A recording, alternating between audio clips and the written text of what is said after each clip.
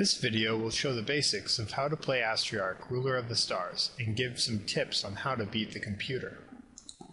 When first opening the game, you will be presented with this welcome screen that allows you to choose some game options. Enter your name, choose how many computer opponents you want, how many star systems, and how many planets per system.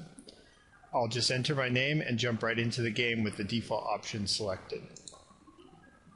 Once the game has started, you will see the star field with your home planet selected in the top left of the screen, as well as all of the other unexplored planets in the game. On the left side is the status panel, which shows the overall statistics of your empire, as well as some detailed statistics of the selected planet. Notice that if I select an unexplored planet, the status area simply shows the planet name and that it is unexplored. If I select my home planet and click the Planet View button, a window appears which allows me to see more details on the planet and allows me to build new improvements and starships and reassign the population at the planet to different assignments. At the beginning of the game, I find it best to build 3 farms on my home planet.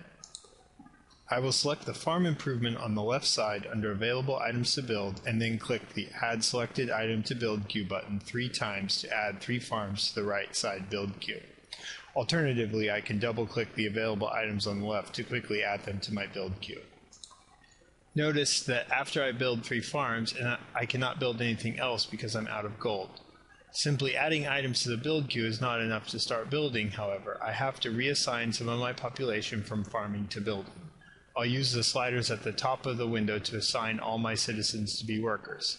Click the OK button to accept your changes and close the window.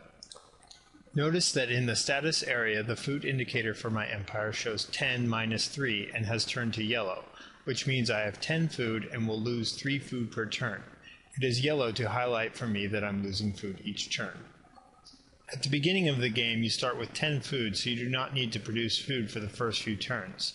Later in the game, you need to ensure you have enough farmers assigned to planets so your population does not starve. At this point, we can't do anything else, and I'll click the Next Turn button to end my turn. Notice the turn status area above the Planet View buttons. It shows important information about what happened in the year between the last turn and this turn. In this case, the turn status area shows that my home planet built one of the farms that I had placed in the build queue last turn.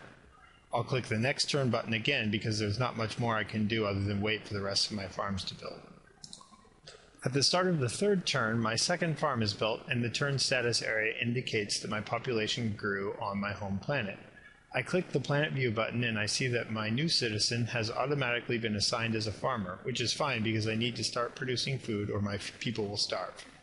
I also see that the Planet View window shows that there are 2 farms on the planet and I still have 1 farm left to build in the build queue. Notice that in the status panel, it now shows that my food consumption and production has stabilized now that I have a farmer on the planet. In my next turn, the turn status area shows that I've built my last farm in the queue and there's nothing left for my workers to do. So I'll click the Planet View button. Now I'll add 2 mines to the build queue on my home planet so that I increase the rate at which my miners will mine for ore and iridium, which I'll need in order to build the more advanced improvements in starships. After adding 2 mines to the build queue, I don't have enough resources to build anything else, so I'll reassign workers to be miners using the population adjustment sliders. I decide I want 1 farmer, 2 miners, and 1 worker.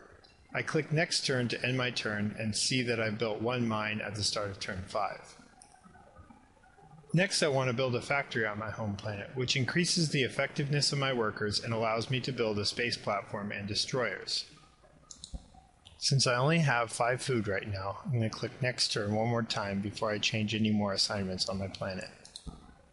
Since I don't have enough resources to build a factory, I'll change the number of miners on my planet again so that I can get even more ore and iridium each turn. By the next turn, I have enough ore, iridium, and gold to afford a factory, so I'll add it to the build queue. And now I want to assign more workers on the planet so that my factory will be done in a short amount of time. Right now you can see it's going to take 17 turns at my current allotment of 1 worker. So go ahead and change it to 3 workers and 1 farmer. And then click Next Turn. We built our mine. And then the next turn we got a population and we're getting food again. And the next thing I would usually build is a colony because it'll increase the max amount of population on the planet. I'm going to keep hitting next turn until I either grow population or finish that factory.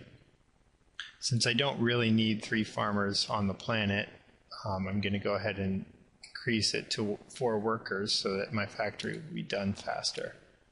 And then finally I build my first factory, and I'm going to go ahead and build more factories to increase my effectiveness of my workers even more. And now I'm just going to keep hitting next turn, and since in this turn I had population growth, I'm going to once again add another worker. This will make it so that my improvements get built fast enough and I don't starve my people. And you'll notice now I can afford a space platform, and the space platform will allow me to build battleships and cruisers and also provide defense on the planet. So I'm going to go ahead and add that to the build queue. Keep hitting next turn. Do the same thing. If I see population growth, I'm going to add it as a worker. Get that space platform done as fast as possible. And once I finally get it done, you'll see a little icon next to your planet indicating that it now has a space platform. So now what I'm going to do is explore some of the planets around me. So go ahead and start by adding a couple destroyers. I find destroyers are pretty good early in the game for scouting new planets, just because they're a little bit more powerful than scouts and still relatively cheap.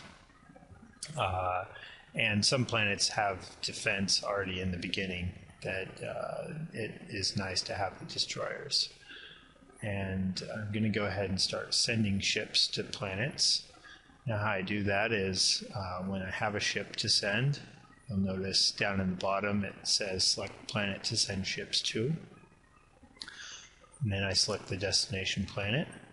It says 4 parsecs from C3 to C7. 4 parsecs means it's going to take 4 turns. And I'm going to go ahead and use the sliders to add a destroyer to send. And hit OK. And then you'll notice the travel line is there, as well as the indicator of how long it's going to take for the ship to arrive on the planet.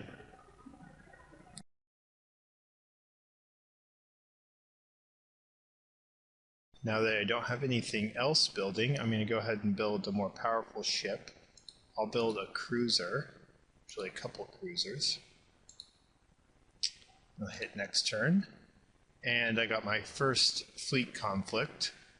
It looks like I lost a fleet attacking the planet. It was that planet there. It shows what my fleet strength was and what the enemy fleet strength was, an estimated chance of winning the battle. And it shows how many ships were left over of the enemies. Also, there's this option on the planetary conflict dialog that allows you to not have it automatically pop up each turn. So I usually play with that checked, and if I ever want to actually see the details of a conflict after it's happened, I can always double click on the item in the turn status indicator to pull it back up. So it looks like I built one of my cruisers on my home planet. I'm going to go ahead and send it to that planet that I just lost the conflict at. And it looks like I have nothing left to build there, so I'm going to make sure I have something more. And it looks like I'm kind of low on ore and iridium, so I'm going to boost up the miners a bit so that I can keep the ore and iridium going, so that I can keep my ore machine on track. It looks like I explored another planet, and this time I lost again. There's a few more defenders on this type of planet. So I'm going to go ahead and send a couple of my ships over that way. Send 2 cruisers. And then we'll go ahead and go to next turn. Looks like I've captured this planet now. and you'll notice that this is a dead planet, and dead planets have somewhat poor food production, but a pretty good mining production. So we'll use it as mining and kind of a colony planet. So I'll build a mine and a colony there. And now I have a ship here that I can, it's a cruiser, and I can send it on to other planets. But right now I'm just going to keep it for defense there. And then I noticed that I have a build queue empty on my home planet, so I'm going to go ahead and choose a couple destroyers to build. So keep the workers working there. And it looks like on my next turn I've gotten a asteroid belt planet now, and I can look at what the asteroid belt is, and it has really poor food production but really good mineral production. So what I'm going to do here is also build a mine and a colony. Make sure I've got workers set for it, and then I really want to wait for this planet to be captured. I go ahead and send this cruiser over to this planet and send one of my destroyers over here to defend.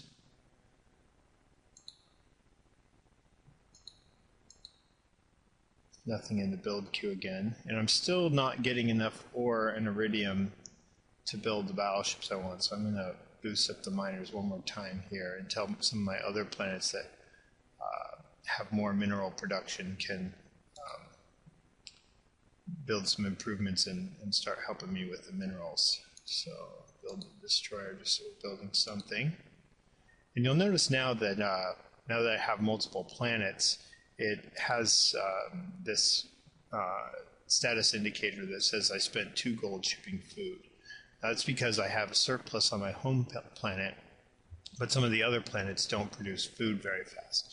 So I'm going to need to spend the gold to ship food between the planets, and that's done automatically, but as long as you have enough gold in your surplus, then you're fine. If not, then your people will start to starve and become angry.